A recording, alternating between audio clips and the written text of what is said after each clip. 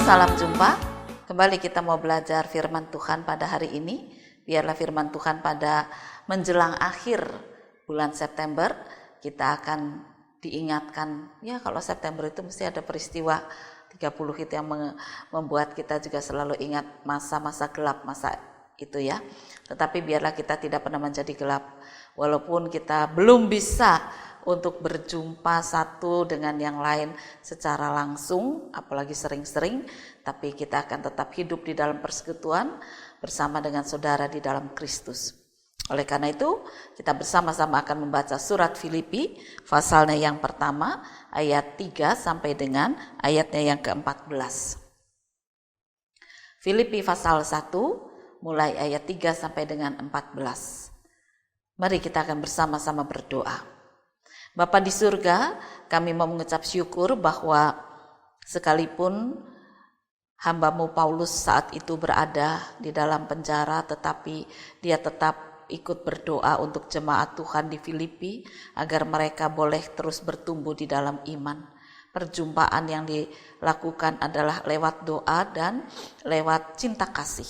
Biarlah saat ini kami juga belajar bagaimana sekalipun kita belum bisa berjumpa satu dengan yang lain secara fisik, tapi kami akan tetap berjumpa di dalam Kristus melalui saling mendoakan dan merindukan.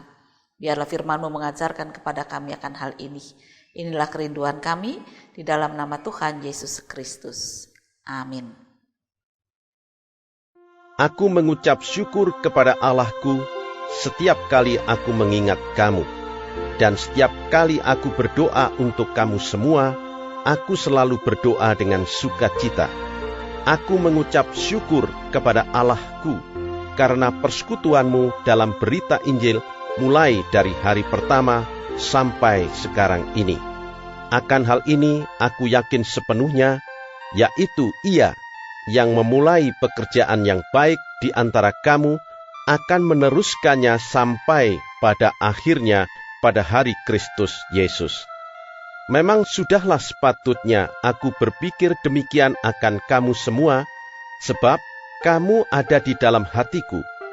Oleh karena kamu semua turut mendapat bagian dalam kasih karunia yang diberikan kepadaku, baik pada waktu aku dipenjarakan maupun pada waktu aku membela dan meneguhkan berita Injil. Sebab Allah adalah saksiku betapa aku dengan kasih mesra Kristus Yesus merindukan kamu sekalian. Dan inilah doaku, semoga kasih-Mu makin melimpah dalam pengetahuan yang benar dan dalam segala macam pengertian, sehingga kamu dapat memilih apa yang baik, supaya kamu suci dan tak bercacat menjelang hari Kristus, penuh dengan buah kebenaran yang dikerjakan oleh Yesus Kristus untuk memuliakan dan memuji Allah. Aku menghendaki, saudara-saudara, supaya kamu tahu bahwa apa yang terjadi atasku ini justru telah menyebabkan kemajuan Injil, sehingga telah jelas bagi seluruh istana dan semua orang lain bahwa aku dipenjarakan karena Kristus. Dan kebanyakan saudara dalam Tuhan telah beroleh kepercayaan karena pemenjaraanku untuk bertambah berani berkata-kata tentang firman Allah dengan tidak takut. Bapak, Ibu, dan saudara-saudara, kita membaca satu bagian yang menarik, bagaimana Paulus mau mengatakan bahwa dia merindukan ingin berjumpa dengan jemaat di Filipi walaupun belum bisa.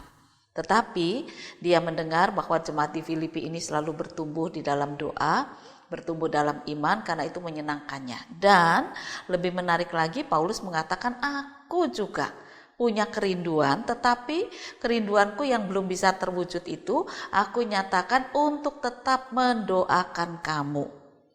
Ya. Jadi seorang rasul mendoakan jemaatnya. Kerinduan untuk saling terikat di dalam cinta kasih. Berapa banyak jemaat yang dibentuk oleh kehadiran Paulus, tentu sangat banyak, Filipi salah satunya. Dan Paulus selalu merindukan untuk bisa berjumpa. Namun karena penginjilan yang dia lakukan, seringkali dia harus masuk dalam penjara. Tidak bisa pergi ke sana kemari dengan sebebas-bebasnya. Namun itu tidak menghalangi dia untuk tetap mengasihi jemaat Tuhan. Kerinduannya dinyatakan, aku tetap mendoakan kamu. Setiap kali aku berdoa untuk kamu semua, aku selalu berdoa dengan sukacita. Aku mengucap syukur kepada Allahku karena persekutuanmu dalam berita Injil mulai dari hari pertama sampai sekarang ini hidup terus. Aku bersyukur kepada Tuhan bahwa ternyata kekuatan kehidupan bergereja itu bukan sekedar bertemu fisik, tetapi justru di dalam doa saling mendoakan dalam kerinduan untuk tetap bertumbuh dalam iman. Dan itulah kekuatan bergereja yang bisa terus bertumbuh sekalipun fisiknya terbatas. Oleh karena itu mari sekarang kita belajar. Kita sekarang mengalami hal yang sama. Banyak anggota jemaat Tuhan yang tidak bisa atau belum bisa berjumpa secara fisik. Entah itu dalam kebaktian, dalam persekutuan rumah tangga, dalam persekutuan doa pagi, doa malam, paduan suara, tim kunjung, dan sebagainya. Belum bisa kontak secara langsung. Tapi tidak berarti gereja harus mati. Tidak berarti gereja harus berhenti. Memang pernah ada yang mengatakan, wah setan ini ketawa karena gereja Tuhan akan mati. Tetapi justru Tuhan Yesus menjawab katanya, tidak, gerejaku tidak akan pernah mati. Karena gerejaku hidup bukan karena gedungnya, bukan karena kontak fisiknya, tetapi karena dukungan iman dalam doa, saling merindukan memang betul, dan itu bisa kemudian diwujudkan ketika saling mendoakan, saling menguatkan. Bapak, Ibu, dan saudara-saudara, ada seorang yang mengalami pergumulan iman sangat besar ketika dia dinyatakan menderita sakit. Ibu, ya, seorang ibu. Dan ibu ini tahu bahwa obatnya enggak ada. Atau belum ada. Dia katakan pada Tuhan Yesus, ya saya berserah, saya pasrah ada Tuhan. Tapi saya masih punya tanggung jawab. Jadi apa yang harus saya kerjakan? Tanggung jawab bukan karena kepentingan saya sebetulnya. Ibu ini kebetulan tidak menikah. Dia hidup untuk melayani Tuhan. Dia hidup untuk melayani Tuhan. Dan ketika dia sakit, lalu dia katakan, saya masih tetap kepingin membuat pekabaran Injil yang pernah aku beritakan itu tidak berhenti, tidak mandek. Apa yang bisa aku lakukan? Nah, kemudian dia banyak berdoa. Dia berdoa untuk teman-temannya, untuk saudara-saudaranya, untuk orang-orang yang pernah mendengar berita Injil dari dirinya. Dan kemudian sekarang ini kan sudah gampang lewat telepon, lewat WhatsApp gitu ya, internet, lalu Facebook dan sebagainya. Dia pun lakukan itu. Dia katakan, aku tidak bisa berjumpa secara fisik karena kelemahan tubuhku sekarang. Tetapi tidak berarti kasih Tuhan itu harus berhenti. Sampaikanlah pergumulanmu kepada Tuhan, dan jika tidak keberatan kepadaku, aku akan ikut mendoakannya. Wah, ternyata saudara, orang yang minta didoakan itu enggak satu, enggak dua, banyak sekali. Dengan masing-masing pergumulannya. Bahkan ada yang belum kenal. Salam kenal, saya kepingin didoakan. Walaupun kita belum pernah berjumpa secara fisik, tapi aku tahu kamu adalah pendoa yang baik, yang tekun, yang mendoakan dengan segenap hatimu. Dan itulah yang bisa membuat hatiku tenang saat ini, walaupun aku belum pernah berjumpa dengan kamu. Dan memang ibu ini melakukan doanya dengan sungguh-sungguh. Setiap orang yang meminta dukungan doa, dia sampaikan kepada Tuhan dengan mengatakan, Tuhan, ya saya ini cuma seorang pelayan Tuhan yang menyampaikan keinginan anak-anak-Mu. Mari silahkan Tuhan berkarya kepada mereka. Nyatakan kekuatan kasih-Mu, nyatakan kehadiran-Mu kepada mereka, supaya mereka tahu bahwa ketika mereka berdoa, Tuhan juga memberikan perhatian yang sangat besar. Nah, hal yang sangat menarik inilah yang bisa kita lakukan sekarang ini. Berapa banyak usia-usia tertentu yang tidak boleh berjumpa satu dengan yang lain, ya. Sebentar lagi saya juga mungkin memasuki usia seperti itu. Jadi lansia ini katanya sudah tidak boleh banyak keluyuran. Ya deh, ya, tidak apa-apa. Jangan kita menjadi kecewa dan putus asa. Sekalipun pada dasarnya harus diakui kegiatan berjemaat yang terbesar itu banyaknya dilakukan oleh justru usia-usia lanjut ya. 50 ke atas itu. Persekutuan doa, doa rumah tangga, doa pagi, doa malam, paduan suara ada anak muda, tapi ya bagian kecil. Ya, bagian besar itu biasanya ya seperti ini. Oleh karena itu ketika para usia lanjut ini tidak boleh beribadah onsite dulu, wah kecewanya luar biasa. Tapi janganlah kemudian kita jatuh dalam kelemahan iman karena kecewa. Kita masih punya tugas yang sangat indah. Bagaimana Paulus di dalam keterkurungannya gak bisa ketemu siapa-siapa, tetapi dia katakan, aku tetap melihat kamu. Aku tahu banyak anak-anakku, gereja Tuhan harus hidup.